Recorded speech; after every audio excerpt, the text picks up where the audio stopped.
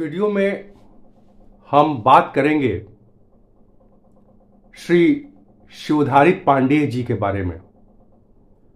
ये ज्ञात हुआ है और आजकल कुछ न्यूज़पेपर्स में भी दिखाई पड़ा है कि उनके बारे में एक आर्टिकल छपा है कि ये वो बिहार के चंपारण जिले के एक बहुत बड़े स्वतंत्रता सेनानी रहे हैं। और आज हमारा सौभाग्य है कि उनके दो पुत्र, एक तीसरे पुत्र तो अब नहीं रहे, लेकिन जो बड़े पुत्र हैं डॉक्टर हरिशंकर पांडेय जी और जो छोटे पुत्र हैं प्रोफेसर डॉक्टर विजय शंकर पांडेय जी, उनसे बातचीत करने का मौका मिला उस अनुपम और अद्भुत व्यक्तित्व के बारे में जिसके बारे में बहुत कम जानते हैं लोग। और उनको जितना उन्होंने देश के लिए और देश के स्वतंत्रता संग्राम में जो उनका योगदान है उसके बारे में बहुत सारी उनके जो उपलब्धियां हैं वो प्रकाश में नहीं आई हैं। हमें लगता है कि इस पर अगर हम बातचीत करें तो ये आज के जो युवा पीढ़ी है और जो लोग हैं उनको ये एक जानकारी प्राप्त होगी कि एक कुछ ऐसे भी स्वतंत्रता सेनानी हुए हैं जिन्होंने स्वतंत्रता संग्राम में जिनका योगदान काफी सराहनीय रहा है और प्रेरणाप्रद रहा है, लेकिन वो लोगों तक जन जन तक पहुंच नहीं पाया है। तो डॉक्टर विजय शंकर पांडे जी, पहले हम आपसे बातचीत शुरू करना चाहेंगे। आप तो मोतिहारी में ही रह रहे हैं और उनके छोटे पुत्र हैं। वैसे तो मेरे पिताजी पंडित शिवधारी पांडे जी गांधी जी के चंपारण आगमन से बहुत प्रभावित हुए थे और उन्होंने अपनी सरकारी नौकरी छोड़कर 1921 में असहयोग आंदोलन में भाग लिया था। तो सरकारी नौकरी उन्होंने छोड़ दी? सरकारी नौकरी छोड़ दी थी। वो शिक्षक थे जी और एक कुशल शिक्षक थे जी। हिंदी और मैथमेटिक्स, इंग्लिश और मैथमेटिक्स वो पढ़ाते थे जी। और उन्होंने अपनी नौकरी छोड़ दी और स्वतंत्रता आंदोलन में कूद पड़े। यहाँ यही नहीं, मेरी माता जी रामसूरत देवी जी भी, अच्छा, हाँ, वो भी स्वतंत्रता सेनानी थी और उनके साथ कंधे से कंधा मिलाकर स्वतंत्रता आंदोलन में उन्होंने भाग लिया था। जहाँ तक मुझे ज्ञात है कि मेरे पिताजी 1930 और 1933 में आंदोलन के जरिए आंदोलन को आगे बढ़ाने में जेल गए थे और हमारा गांव जहाँ बरियरिया आश्रम है वहाँ से उनकी गिरफ्तारी हुई थी और वे कुछ दिनों तक मोतिहारी जेल में रहे और उसके बाद उन्हें हजारीबाग ट्रांसफ़र कर दिया गया। अच्छा जी। तो ये उनकी जेल यात्रा थी। और मेरी माता जी रामसूरत देवी जी, उन्होंने जिले में विदेशी वस्त्रों को जलाने की होली मनाई और नेतृत्व किया। शायद वो पहली महिला थी जो चंपारण में। जी जी जी। उस समय दोनों चंपारण एक थे, पूर्वी और पश्चिमी चंपारण एक ही थे, जिसको चंपारण ही कहा जाता था। और गांधी जी जब आए थे 1917 में, तो उस समय चंपारण सत्याग्रह का जोर था। और आपको तो पता ही होगा कि वो नील की खेती के विरुद्ध में पंडित राजकुमार शुक्ल ने उनको बुलाया था। और इन सबों से प्रभावित होकर हमारे दोनों माता पिता वे स्वतंत्रता आंदोलन में कूद पड़े और स्वतंत्रता आंदोलन में अपनी महती भागीदारी दी। जी। ये डॉक्टर हरिशंकर पांडेय जी, आप इंडियन वेटनरी रिसर्च इंस्टीट्यूट में प्रिंसिपल साइंटिस्ट रहे हैं, सेवानिवृत्त हो चुके हैं, लेकिन आपसे मैं जानना चाहूंगा कि ये भी बताया गया मुझे कि वो लोग दांडी मार्च में भी गए थे, गांधी जी के साथ दांडी मार्च उन लोगों ने भी की थी। पिताजी यात्रा में गए थे, जैसा कि मुझे बताया गया, उसमें भाग लिया। उसके बाद जहाँ जहाँ कांग्रेस का अधिवेशन होता था जी, वहाँ वो जाते थे और उसमें भाग लेते थे। और उसका प्रसार प्रचार भी उन्होंने किया, जन जागृति की, लोगों को जगाया और आज़ादी की लड़ाई को आगे बढ़ाया। तो इस मामले में उनका योगदान बहुत अच्छा रहा। जी जी। तो उस जो दांडी जो यात्रा हुई थी नमक सत्याग्रह का, उसमें शायद आपकी माता जी भी गई थी। हम लोग उस समय छोटे थे, बल्कि मेरी पैदाइश भी नहीं हुई थी। और 1939 में मैं पैदा हुआ, उसके बाद बढ़ता गया, तो बाद में जानकारी हुई कि वो भी गई थी और उसमें भाग लिया। जी।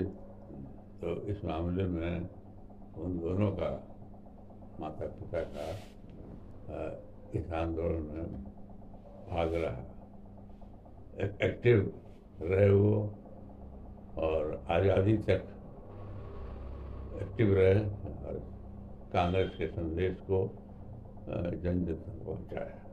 जी जी। कि इस बारे में उस समय बहुत ख्याति थी। दोनों चंपारण पर एक ही था और उसमें जगह जगह घूमे। पूरे चंपारण में उन्होंने यात्रा की और देश के कई स्थान जहाँ जहाँ अधिवेशन होता था वहाँ वहाँ वो जाते थे। इस तरह से उनका सहयोग स्वतंत्रता आंदोलन में बहुत उत्कृष्ट रूप में सामने आया।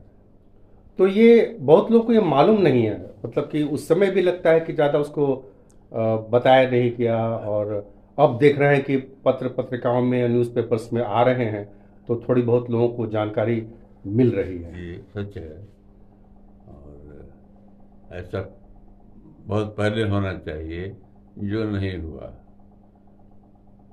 आज़ादी के बाद वो MLA बने, दो बार MLA हुए और देश की सेवा की, और इसके एवज में उन्होंने कुछ नहीं दिया। अच्छा, इसका मतलब कि उन्होंने निस्वार्थ भाव से सेवा की, जहां और जो इस तरह के लोग थे वो इस चक्कर में थे कि हम कहीं के प्रेसिडेंट हो जाएं, मंत्री हो जाएं, मिनिस्टर हो जाएं, लेकिन वो इसके पीछे नहीं भागे। ये बहुत बड़ी बात है। लेकिन फिर भी कांग्रेस में वो अध्यक्ष पद तक, जिला के अध्यक्ष पद तक पहुंचे और 2 बार उन्होंने MLA का पद ग्रहण किया। चुनाव 1937 में जब इंटरिम गवर्नमेंट बनी थी राज्यों में आज़ादी के पहले, तो पिताजी उस समय विधायक थे। कई कंस्टिट्यूंसी मिलकर बड़ी कंस्टिट्यूंसी थी, घोड़ासान से विधायक थे। अच्छा। हाँ, और जब परिसीमन हुआ, अच्छा, 1952 में, अच्छा, तो गोविंदगंज के प्रथम विधायक वो हुए। अच्छा, गोविंदगंज जहाँ आर्यराज का बड़ा विशाल मंदिर है, बहुत प्राचीन शिव मंदिर है ना। प्राचीन शिव मंदिर है। तो प्रथम विधायक हुए गोविंदगंज के। वहाँ पर एक वो भी है, अशोक स्तंभ लौरिया में। हाँ, नहीं, हाँ, आर्यराज के बगल में ही है। हाँ, तो लौरिया तो अलग है, वो नंदनगढ़ में है। हाँ, लौरिया नंदनगढ़ में, इसको भी लौरिया बोलते हैं। इसको भी लौरिया बोलते हैं, लेकिन यहाँ पर केवल पिलर है, अशोक। हाँ, वो नहीं है ऊपर, वो हम उसका मैंने लिया हुआ है। हाँ, और पाली में कुछ लिखा हुआ है, तो नहीं जानते हैं क्या लिखा हुआ है। और बगल में बगल में उसके वो कुछ कुछ ऐसे मिले हैं अवशेष जो लग रहा है कि रूम है या क्या है, बौद्ध भिक्षुकों के रूम है, उसके अवशेष भी सामने आए हैं। हाँ हाँ, जिसका भी मैंने वो चित्र लिया है। तो उस जगह से पिताजी हमारे जी विधायक थे, प्रथम विधायक 1952 से 57 तक रहे। उनको क्वार्टर भी मिला था, आर ब्लॉक में हम लोग रहते थे पटना में। बड़े भैया भी और छोटे भैया भी लोग गर्दनी बाग हाई स्कूल में। छोटे भैया जो विधायक रहे 2-3 बार वो भी रहे हैं। तो और वो मंत्री का पद भी मिला था उन्हें, समकक्ष उनको टेक्निकल एजुकेशन बोर्ड के चेयरमैन थे। तो समकक्ष है, राज मंत्री का दर्जा हासिल। दादाजी को भी तो मिला था वो। नहीं, दादाजी को वो था ना, दादाजी को विकास बोर्ड के चेयरमैन थे वो। अनुग्रह बाबू के चलते, अनुग्रह बाबू वित्त मंत्री हुआ करते थे, तो अनुग्रह बाबू ने कहा कि विकास बोर्ड का चेयरमैन आप गया में रहिए और वहाँ के रैयतों से जो उनका सुनिए और उनका तस्वीर कीजिए। तो विकास बोर्ड के चेयरमैन भी रहे। अच्छा, हाँ, आप कुछ कह रहे हैं। पूरा 57 में उनको टिकट नहीं मिला और उनकी मृत्यु हो गई 1 दिसंबर 1967। अच्छा। और माता जी हमारी, हाँ, वो भी काफी, माता जी जो महिलाओं की पिकेटिंग करके और विदेशी वस्त्रों की होली जलाई थी, वो भी जेल गई थी। उन्हें स्वतंत्रता सेनानी पेंशन भी मिला। अच्छा। बाबूजी ने पेंशन नहीं लिया। अच्छा, पेंशन लिया ही नहीं।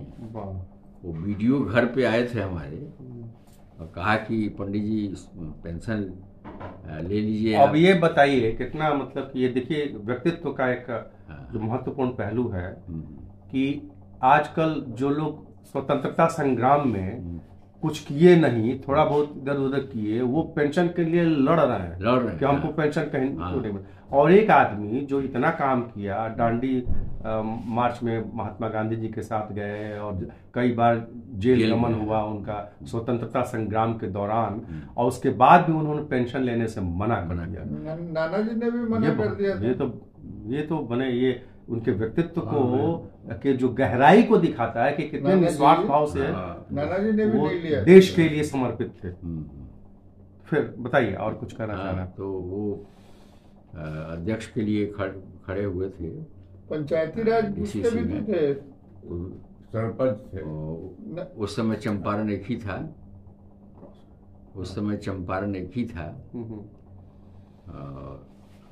चंपारण का बंटवारा तो सब 72 में हुआ जब केदार पांडे जी मुख्यमंत्री हुए। अच्छा, केदार पांडे, ये मैं एक प्रश्न आपसे पूछने वाला था। ये भी कहा जाता था उन्हीं के शिष्यत्व में, और ये केदार पांडे जी मोतिहारी में वकालत करते थे, जो बिहार के चीफ मिनिस्टर रहे और केंद्र में वकालत करते थे, रेल मंत्री और डेरा में रहे भी हुए हैं। हमारे बेलवनवा के डेरा में, बेलवनवा जो मोतिहारी में है, उसमें रहे भी हुए हैं। और उन्होंने कहा कि आप पांडे जी आप कांग्रेस ज्वाइन कर कीजिए, यंग मैन हैं, पढ़े लिखे आदमी हैं, आप मंत्री होइएगा। ठीक है, वो पहली दफा 52 में जीते, और वो 52 में नहीं 57 में जीते, और उसके बाद वो डिप्टी मिनिस्टर हो गए। उसी समय केदार पांडे डिप्टी मिनिस्टर हुए। तब से आगे बढ़ते गए और 72 में वो चीफ मिनिस्टर भी हो गए बिहार के। तो ये उपलब्धि और इसका श्रेय बाबूजी को जाता है जो केदार पांडे को लाए थे यहाँ। और माता जी हमारी 15 जुलाई 1993 को उनका देहांत हो गया। और हम लोग तो पहले ये था, ये डिस्ट्रिक्ट बोर्ड के कार्यकारी समिति के चेयरमैन, ये बाकी सदस्य बनी। अच्छा, माता जी हमारी सदस्य भी रह चुकी हैं। अच्छा। जब सरकार के द्वारा पहली दफा जिला परिषद का गठन हुआ तो श्री नारायण सिंह मोतिहारी के वकील जिला परिषद के अध्यक्ष थे। अच्छा। और मेरी माता जी उस परिषद की सदस्य थी।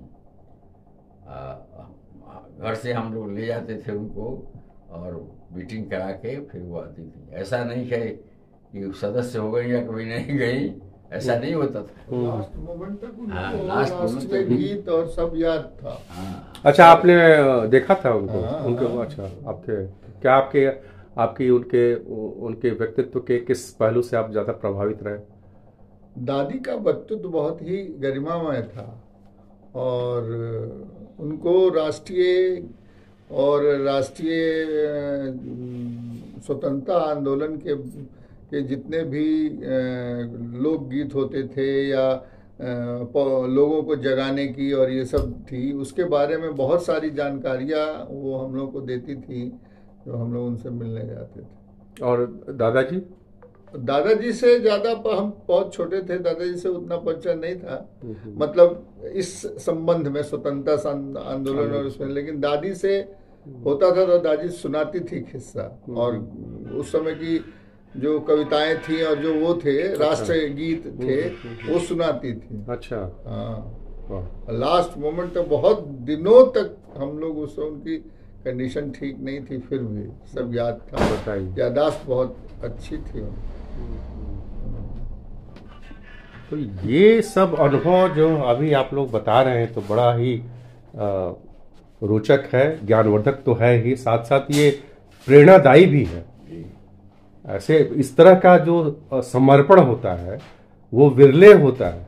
हम तो ये मानते हैं जी कि हमारे जो मझले ब्रदर थे रमाशंकर पांडे, हाँ जी जी, प्रोफेसर थे जी MS कॉलेज में, और उन्हीं के उन दोनों के आशीर्वाद से वे विधायक बने। अच्छा। 1972 में कांग्रेस के विधायक बने और 1985 तक वो विधायक रहे। प्रोफेसर रमाशंकर पांडे, प्रोफेसर रमाशंकर, वो MS कॉलेज में MS कॉलेज हिंदी के विभाग अध्यक्ष भी थे। हिंदी के विभाग। अच्छा, आप भी तो किसी कॉलेज से जुड़े थे? हम MSSG कॉलेज अरेराज के पूर्व प्राचार्य अच्छा किए। जी जी जी। लेकिन हमने भी वहाँ पटना यूनिवर्सिटी से PhD किया। अच्छा, पटना यूनिवर्सिटी से किया? पटना यूनिवर्सिटी से किया और